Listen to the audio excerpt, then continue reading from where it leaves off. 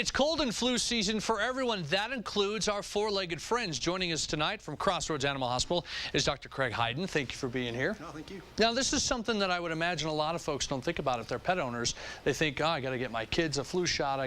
But for animals, is this something you would think about? I mean, yeah, it is something that can occur this time of year. We actually have a virus that's been out for a couple of years, influenza virus, which can affect pets, and because there's not been a lot of exposure, it can actually be pretty hard on a pet.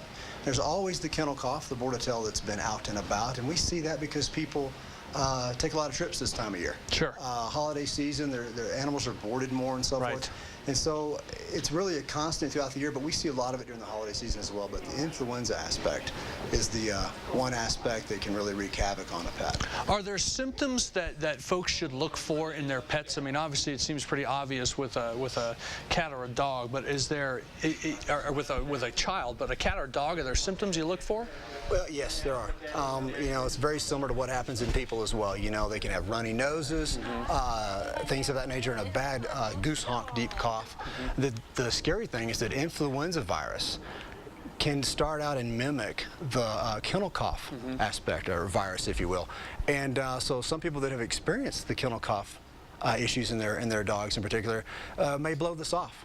And then the influenza really wreaks havoc up in the lower airways and pneumonia and so forth, and can be quite extreme, if you will. But there's good news, you know, there's vaccines that are out there for this. Okay. So if you know you're going to take a trip, if you have a lot of exposure to dog parks, kennels, even grooming, for sure, I'd recommend, as most vets would, the kennel cough vaccine. But think about the influenza vaccine as well, because that's something we just don't want to play with, and it tends to rear its ugly head more this time of year. Can I get a cold or the flu from the dog?